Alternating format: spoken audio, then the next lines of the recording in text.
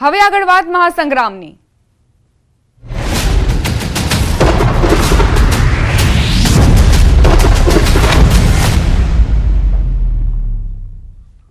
ભાજપનો વિરોધ કરવા ક્ષત્રિયોની રણનીતિ આંદોલન પાર્ટ 2 માં હવે ધર્મરથનો સહારો લેવાયો છે। આજથી ધર્મરથ યાત્રા નીકળશે। રાજપૂત સમાજ 13 થી 14 જિલ્લાઓમાં યાત્રા કાઢશે। ભાવનગરમાં ખોડિયાર મંદિરથી ધર્મરથ યાત્રા કાઢવામાં આવશે। કચ્છના આશાપુરા માતાના મઠથી યાત્રાનો પ્રારંભ થશે। બનાસકાંઠામાં અંબાજીથી ધર્મરથ યાત્રા કાઢવાનું આયોજન। વિવિધ જિલ્લાઓમાં 6 થી 7 દિવસ સુધી યાત્રા ફરશે। વધુને વધુ ક્ષત્રિય સમાજ જોડાય તેવા પ્રયાસો ક્ષત્રિય સમાજ તરફથી કરવામાં આવી રહ્યા છે। રાજકોટ, જામનગર, સુરેન્દ્રનગર અને 25 તારીખથી અંબાજીમાં અન્ય આયોજન પણ આવી રહ્યું છે અમારી જોડે। ધર્મરથ સુરેન્દ્રનગર પણ ચાલુ થઈ ગયો। એટલે ધર્મરથો નીકળવાના છે ચારે બાજુ। અને એવી રીતે જે વિસ્તારમાં સંમેલનો નથી થયા અથવા જ્યાં અમારી વસ્તી વધારે છે, જ્યાં અમે ભારતીય જનતા પાર્ટીને ડેમેજ કરી શકીએ એમ છીએ, ત્યાં સંમેલનોનું પણ આયોજન છે।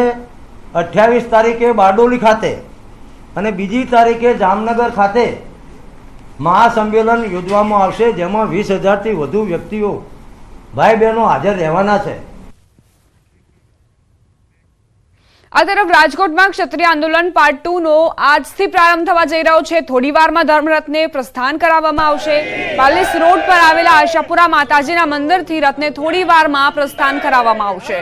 રાજકોટના પેલેસ રોડ આશાપુરા મંદિરથી ધર્મરથ શરૂ કરાશે। પરસોત્તમ રૂપાલાએ ક્ષત્રિય સમાજ પર કરેલી ટિપ્પણી બાદ ક્ષત્રિય સમાજમાં સતત રોષ યથાવત છે।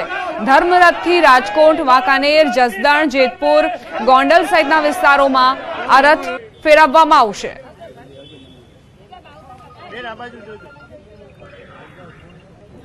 તો સીધા દ્રશ્યો રાજકોટથી લાઈવ આવી રહ્યા છે। મહિલાઓ આ રથનો શુભારંભ કરાવવા જઈ રહી છે। તેમના હસ્તે અત્યારે પૂજન વિધિ ચાલી રહી છે। ધર્મરથને થોડી જ વારમાં પ્રસ્થાન કરાવવામાં આવશે અને ઉદ્દેશ્ય એક જ કે તમામ ક્ષત્રિય સમાજ એકત્રિત થાય અને ભાજપ વિરુદ્ધના આ આંદોલનમાં જોડાય। ક્ષત્રિય આંદોલન પાર્ટ 2 નો આજથી પ્રારંભ થઈ રહ્યો છે। અલગ અલગ વિસ્તારોમાં રાજ્યભરના આ જે રથ છે તે ફેરવવામાં આવશે। ક્ષત્રિય સમાજ એકત્રિત થાય, એકજૂથ થાય ભાજપની સામે, તેવા જ પ્રયત્નો કરવામાં આવી રહ્યા છે અને તમામ અગ્રણીઓ આજે ઉપસ્થિત છે। મહિલાઓ પણ અહીં મોટા પ્રમાણમાં હાજર જોવા મળી।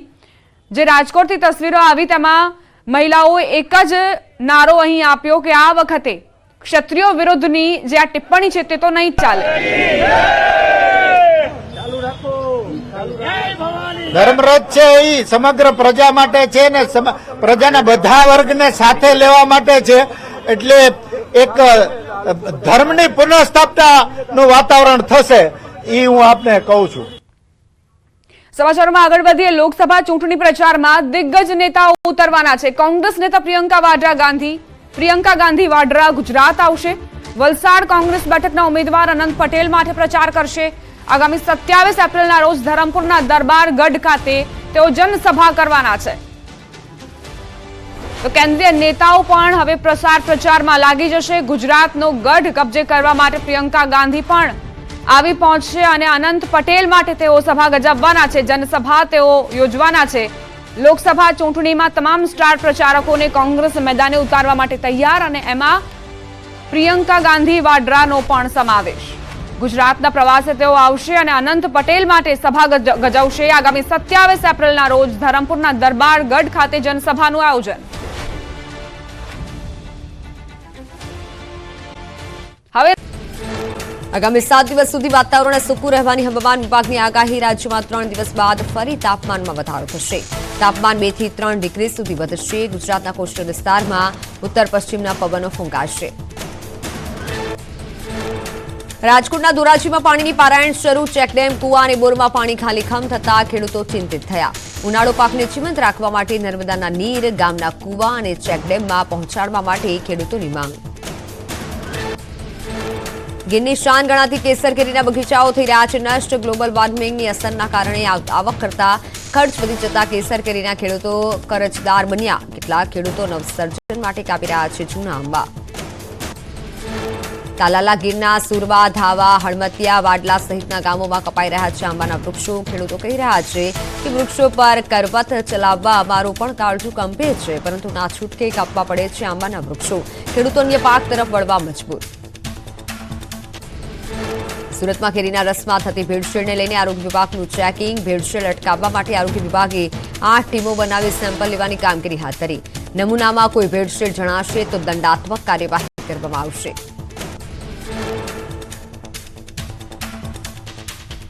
રાહુલ ગાંધી પર વિવાદિત ટિપ્પણી બાદ ભાજપ નેતા ભૂપત ભાયાણીએ માફી માંગી. વિસાવદરના ભાજપના કાર્યક્રમમાં ભૂપત ભાયાણીએ રાહુલ ગાંધી પર કરી હતી ટિપ્પણી. વિવાદ થતા તેમણે માફી માંગી.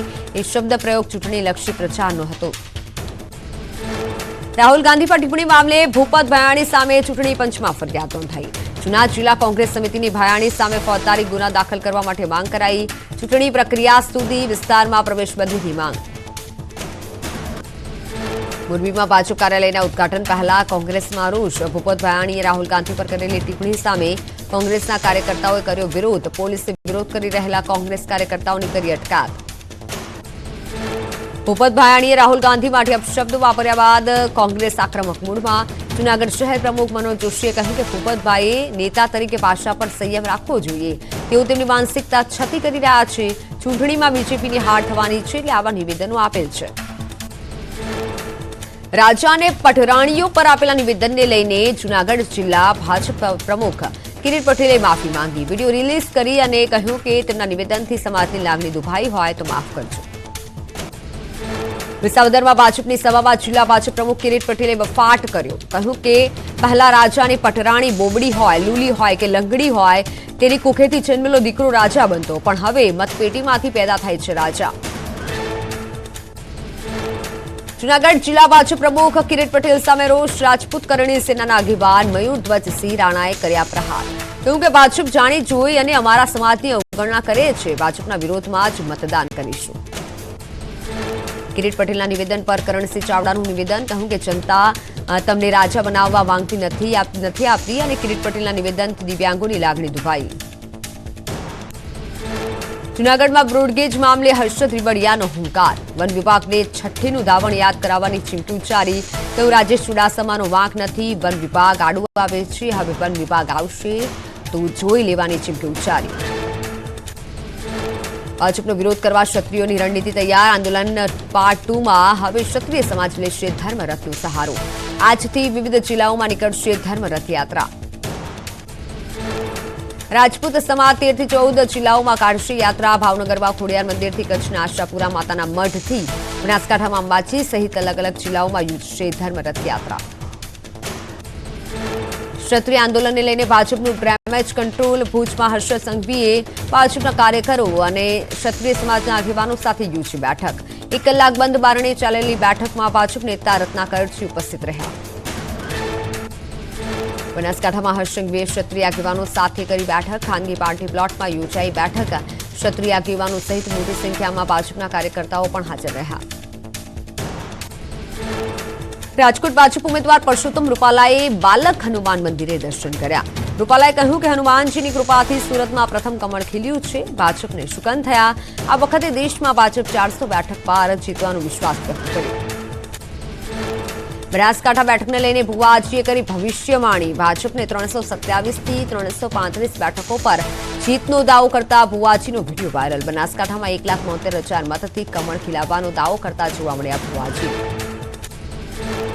મહેસાણામાં ભાજપના ઉમેદવારો ભુવાજીના શરણે સતીધામ દેવીપુરા ગામે જાતરમાં આપી હાજરી. ભુવાજીએ ધૂણતા આપ્યા જીતના આશીર્વાદ. ભુવાજીએ કહ્યું કે ભાજપ 400 બેઠકો જીતશે. જાતરમાં દર્શન માટે ગયા હતા હરિભાઈ પટેલ અને સીજે ચાવડા. ખેડામાં ભાજપ ઉમેદવાર દેવસિંહના સમર્થનમાં ભજનનો વિડીયો વાયરલ. કપડવંજની સભામાં મહિલાએ ગાયું ગીત. સીતારામ બોલતા જાઓ, દેવસિંહને વોટ આપતા જાઓ. પંચમહાલમાં પ્રચાર માટે ભાજપે શરૂ કર્યું કાર્યાલય. ધારાસભ્ય CK રાહુલજીને મતદારોના સંપર્કથી કામગીરી માટે ભાર મૂકવા કાર્યકરોને સલાહ આપી. દરરોજ 10 મતદારોનો સંપર્ક કરવા માટે આહવાન કર્યું. બનાસકાંઠામાં પ્રદેશ ભાજપ મંત્રી નૌકાબેને બનાસકાંઠા કોંગ્રેસ ઉમેદવાર ગેનીબેનની મમતા બેનર્જી સાથે સરખામણી કરી. ગેનીબેનના ફંડ એકત્ર કરવા અંગે આક્ષેપ કર્યા. બનાસકાંઠા કોંગ્રેસ ઉમેદવાર ગેનીબેન ઠાકોરે નૌકાબેનના નિવેદન પર આપ્યો જવાબ. કહ્યું કે મારે નૌકાબેનના સર્ટિફિકેટની જરૂર નથી. સુરતના કોંગ્રેસ ઉમેદવાર રહેલા નિલેશ કુંભાણી સંપર્ક વિહોણા. કુંભાણીનું ફોર્મ રદ થતા કાર્યકર્તાઓમાં રોષ. જનતાના ગદ્દાર અને લોકશાહીનો હત્યારા લખેલા બેનરો સાથે કાર્યકર્તાઓએ કુંભાણીના ઘર બહાર દેખાવો કર્યા. સુરત બેઠક બિનહરીફ થતા કોંગ્રેસ નેતા મહારાષ્ટ્રના પૂર્વ મુખ્યમંત્રી પૃથ્વીરાજસિંહ ચૌહાણે આવી પ્રતિક્રિયા. કહ્યું કે આ લોકતંત્રની હત્યા છે. દેશની છેલ્લી ચૂંટણી જીતવા ભાજપના ઓપરેશન કરતા હોવાનો કર્યો આક્ષેપ. સુરતમાં ભાજપની જીત પર બોલ્યા રાજનાથસિંહ. કોંગ્રેસ પર આરોપ લગાવતા કહ્યું વિપક્ષ કરી રહ્યું છે જનતાની આંખોમાં ધૂળ નાખવાનો પ્રયાસ. કોંગ્રેસ કહે છે લોકતંત્ર ખતરામાં છે તો ભાજપનો ઉમેદવાર જીતે તો લોકતંત્ર ખતરામાં. જો વિરોધ પક્ષનો ઉમેદવાર જીત્યો હોત તો તેવા કર્યા સવાલ. મહેસાણાના ઊંઝામાં યોજાયું ભાજપનું મહિલા સંમેલન. ભાજપના રાષ્ટ્રીય સંગઠન મંત્રી ડોક્ટર અલકા ગુર્જર ઉપસ્થિત રહ્યા. સુરતમાં ભાજપની જીત પર કહ્યું ગુજરાતમાં 26 સીટો જીતવા માટે આ શુભ સંકેત છે. આણંદમાં ભાજપના 2 ઉમેદવારો વિરુદ્ધ આચારસંહિતા ભંગની ફરિયાદ. લોકસભા ઉમેદવાર મિતેશ પટેલ અને વિધાનસભા પેટા ચૂંટણીના ઉમેદવાર ચિરાગ પટેલ સામે નોંધાઈ ફરિયાદ. બંને ઉમેદવારોએ મંદિરમાં કરી હતી પ્રચાર સભા. પ્રાંત કલેક્ટરે આપ્યા તપાસના આદેશ.